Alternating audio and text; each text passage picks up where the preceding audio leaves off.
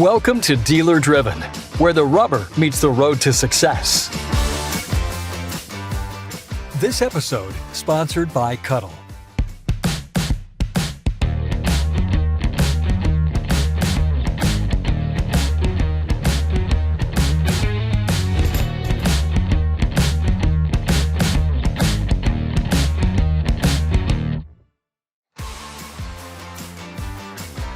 Welcome to Dealer Driven. I'm Michael Hayes.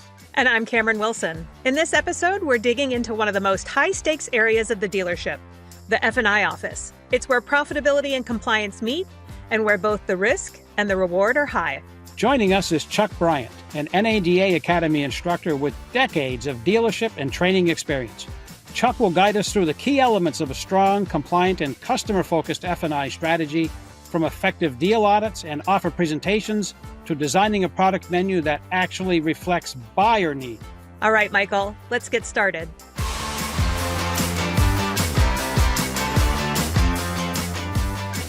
Chuck, welcome to the show. Thank you, Michael. Thank you, Cameron. Appreciate you having me on. Well, Chuck, to start us off, what does a healthy balance between compliance and profitability look like in today's F&I office? I think a lot of people in our industry still think compliance and profitability are somehow at odds. So I'll set the stage for you a little bit, like it's either follow the rules or make money. But I would say in today's F&I environment, the most successful dealers know that compliance isn't just the cost of doing business or a cost of doing business. It's kind of the key to keeping your business. And so I think the mindset shift is that compliance isn't a barrier to profit. It's actually your best choice when it comes to making profit, because a clean, well-documented process doesn't just keep you out of the courtroom, but I really feel, and I know we share this belief amongst us, that it also builds customer trust, and customer trust leads to more product acceptance. It leads to higher CSI scores. And let's be honest, long-term profit isn't just about jamming one deal full of a bunch of products. It's about creating repeat, referral customers who actually want to come back to the dealership. And the best F&I departments that I've seen are absolutely locked in on process. They're menu selling because it's transparent. And to be blunt, Michael, it's defensible. They document every deal like it's going to go under a microscope. They train not just on pitching, but on how products actually help the customer. And when your managers believe in value, the delivery becomes more natural. And guess what? PVR goes up. I think technology plays a big role as well with e-contracting and deal jacket audits and menu software. Everything that'll help you stay clean and lean speeds up the process. And here's the kicker. F&I doesn't just operate in a vacuum. Profit and compliance start at the sales desk. If your desk managers are quoting mystery payments or promising unicorn interest rates, your F&I team's starting every deal behind the eight ball. And I'll just say this to kind of close this question out. The bottom line is profit without compliance is kind of like, to use a racing analogy, which I'm sure many will be familiar with, it's kind of like speed without brakes. It's not going to end well. So when your process is tight, your team's trained, your tech's dialed in, you can build an F&I experience that's profitable, repeatable, but more than anything else, it's trustworthy, because at the end of the day, in this market, trust and experience, I truly believe, equals gross profit. So you're saying it's easier than work-life balance? Yeah, probably easier to answer than that one. Sure. So, Chuck, you mentioned deal audits, and I know a lot of people hear that word and think, oh my gosh, that's tedious, but they're also essential, right? What makes a deal audit truly effective, and how often should they happen? Well, first things first, I think that dealers need to flip the mindset on deal audits. A deal audit, for whatever reason, as it stands now, it kind of feels like a gotcha moment. And I don't think it should feel like a gotcha. I think it should feel like a tune-up. The best stores use audits as a tool for growth, not to find a way to punish somebody or, to harm anything. First off, is consistency is key, and you really can't wait for problems to pop up. So you have to audit proactively and regularly. I think the best practice would be weekly spot checks, monthly deep dives, quarterly process reviews. And in my opinion, I really firmly believe in a yearly third-party look under the hood by somebody that has no skin in the game. And that's something that I strongly recommend. Doing that keeps mistakes small. And the other thing about the audit process is don't just do the paperwork. Sure, missing signatures, they matter. But you also need to check compliance, proper disclosures, red flags. whether deals are structured according to what you promised on the floor. If you're only auditing the deal jacket, you're missing half the picture. And then here's the even bigger one, Cameron, I believe, is feedback. I don't think a real audit's just a checklist. I think it's a coaching moment, and I think the best stores bring the F&I team into their post-audit check-ins or recaps. I think they talk through the trends. They use those findings to tighten up the training and tighten up their process. And, last but not least, I'll say if at all possible, go digital. Because for most of us, there are deal auditing tools inside your DMS or menu software that can red flag automatically things like payment packing, excessive rate markups, backdated contracts. So technology actually makes audits way faster, way cleaner, way less painful. They really shouldn't be about punishment. They should be about prevention. And I would say just audit often enough that mistakes don't become habits and your F&I office stays clean and compliant and profitable. So following along that line, Chuck, then, always there's a lot of conversation about what do we say to the customer, like setting realistic payment ranges. How can all managers, quite frankly, guide those conversations in a way that's not only transparent, but it also has reasonable profit attached to it? So the biggest friction point in the store, the biggest friction point in any store is payment. And let's face it, showing a 4-figure payment is becoming more common. Most F&I managers have been there where the customer comes in expecting $499 because that's what they heard out on the lot, and they're left cleaning up whatever's left of that deal. So how do we handle payment conversations the right way, both transparently and profitably? Well, I think it starts on the front end. F&I managers, desk managers, they need to be on the same page. So much of the process today, Michael, has evolved to the desk managers handling a large part of the deal. So instead of quoting dream payments, I think they should quote on range. Something like, based on the vehicle and structure, you're likely to fall between 525 and 535, depending on lender approval and the protections you choose. That leaves a little room to build value without losing trust. And then I think you also have to really make sure you're using averages of your customers you've seen in the last 60, 90 days to keep it from getting into unfair practices and opening yourself up to litigation for quoting different rates and payments to different customers. But the key, bring in the menu. Menu selling is your best friend. It shows the customer side-by-side options. They don't just hear the difference. They see it. They start with base payments. And look, don't be scared to start with base payments. Start with a base payment, walk them through how different protections impact that number. It turns payment shock into payment choice. I think that's the best way to phrase it. But the other key is don't lead with the number. Lead with the why. When customers don't understand the value of a service, of a VSC or GAP, they're less likely to fixate on a $30 difference if they feel like there's some kind of value there. The goal is to make the product feel like part of the car, not an addition or add-on or just something that's going to add a number to their payment. You just have to stop throwing out those realistic numbers. Don't set F&I up to break trust, because you don't want to do that. And when the back and the front work together, they structure realistic payments. I think everybody wins. And then, I know we're probably not maybe ready for this, but hey, be transparent and be confident. Say something like your final payment will reflect what matters the most to you, whether it's the lowest cost or to have full protection. I'll show you both, and you choose what's best. That puts a customer in control while it still opens the door to present all these different products, because payment's not just about what's affordable, it's about what's valuable. And when you frame it that way, I really feel that you can drive both customer satisfaction and profitability. That's another place technology should help too, I think. Absolutely. So, Chuck, let's talk a little bit more about an F&I product menu and how can a dealer really make sure that they're tailoring that menu to their customers and not just a one-size-fits-all? Well, here's where I think we miss a little too often is if you want to build you a menu that actually moves products, and this is going to sound just out there, and I'm probably going to get a lot of questions about this one, but if you want to build a menu that sells products, start by knowing your customers better than your providers do.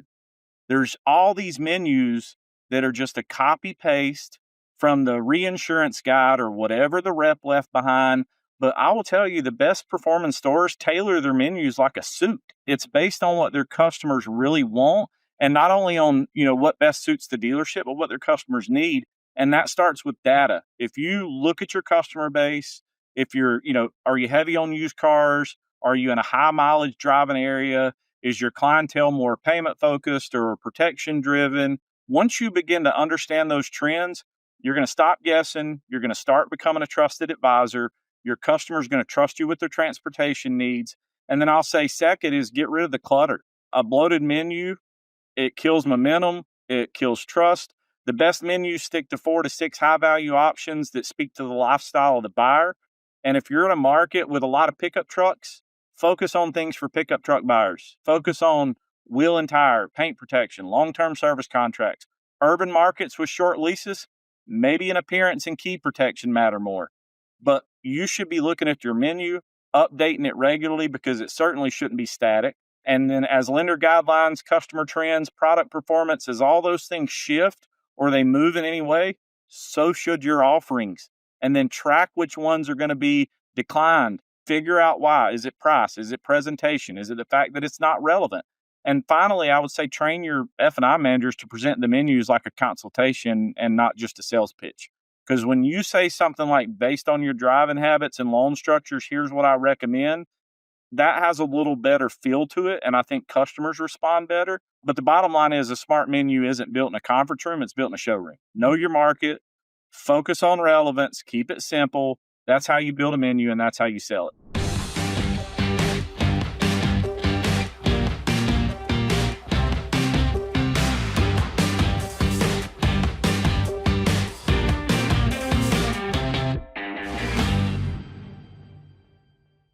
You said the magic word, the big V, the big value, and all this and that. So that brings us to that next question here, which is always a lot of fun, especially with the fact that there's a lot of increased regulatory, as we all know, and scrutiny over valueless products or whatever we want to call them.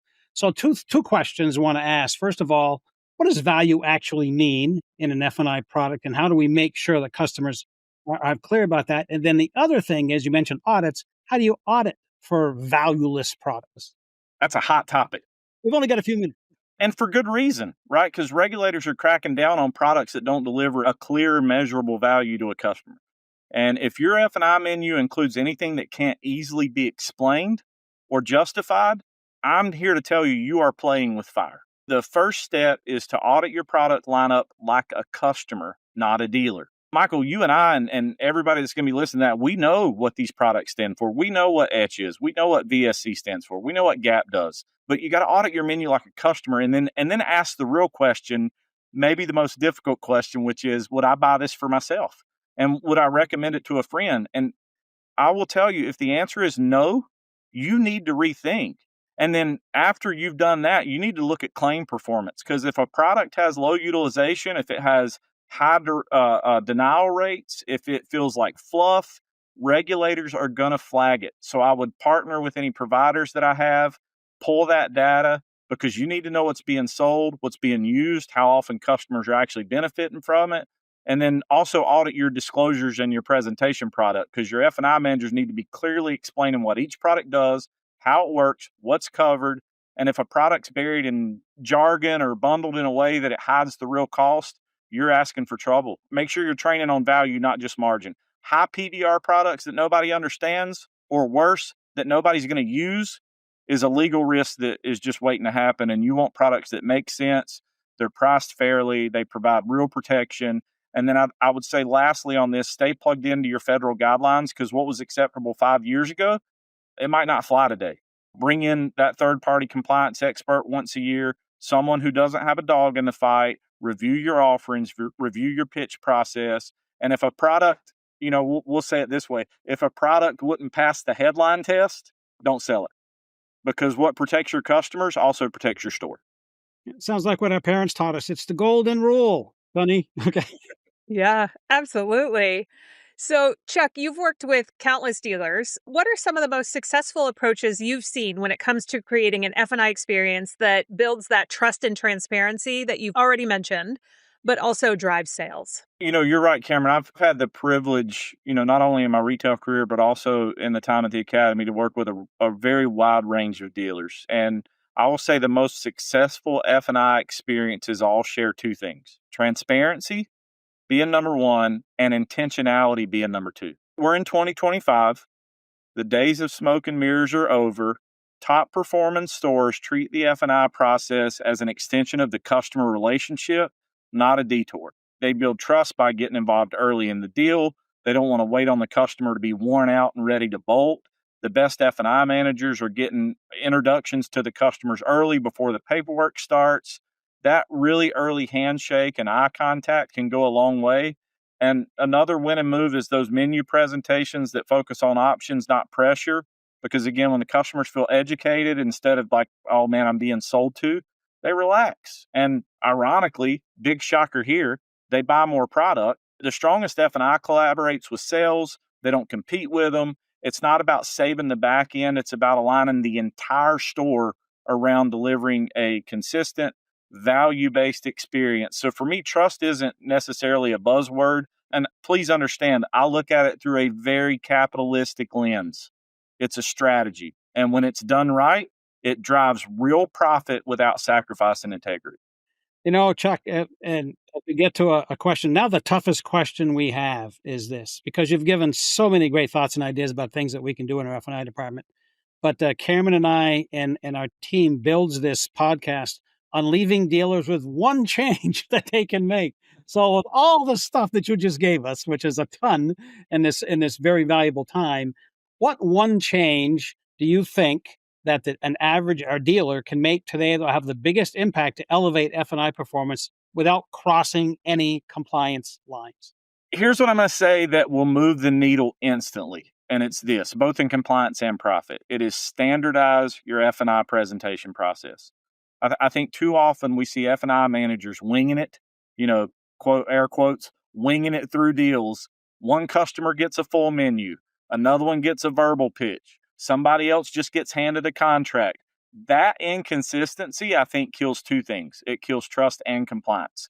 If you implement a consistent, well-documented, menu-based presentation for every customer, no skipping, no shortcuts because it's late in the day, you will immediately boost transparency. You'll immediately offer better protection to your store, and you will increase product penetration because customers will feel far more confident when they see options, not just a pitch. And I will tell you this, regulators love a process that you can prove. If you take emotion and guesswork out of it and create a repeatable, scalable system that works no matter who's in that F&I chair, that's the ticket. And it's easier to coach, right? You can train your team on what good looks like because you've defined it. So the move's simple. Same process, every deal, every time. That's how you drive performance and stay profitable. Great tip. Thank you, Chuck, for joining us today. On today's episode, we talked about the importance of standardizing how dealerships present voluntary protection products. Right. And if you're not already using it, NADA's Voluntary Protection Products, a model dealership policy, is an excellent tool for that. It helps dealers offer these products clearly, fairly, transparently, and most importantly, in compliance. As we discussed with Chuck, this builds trust and long-term relationships. The policy was also recently endorsed by two highly respected consumer organizations, the National Urban League and the League of United Latin American Citizens, which says a lot. We'll drop the link in the show notes so listeners can check it out for your dealership. That's all the time we have for this episode. A huge thank you again to our guest, Chuck Bryant, for joining us. If you're enjoying the show, leave us a rating or review and tell a friend. Once again, I'm Cameron Wilson. And I'm Michael Hayes. This has been Dealer Driven from NADA. Keep your dealership in drive, and see you next time.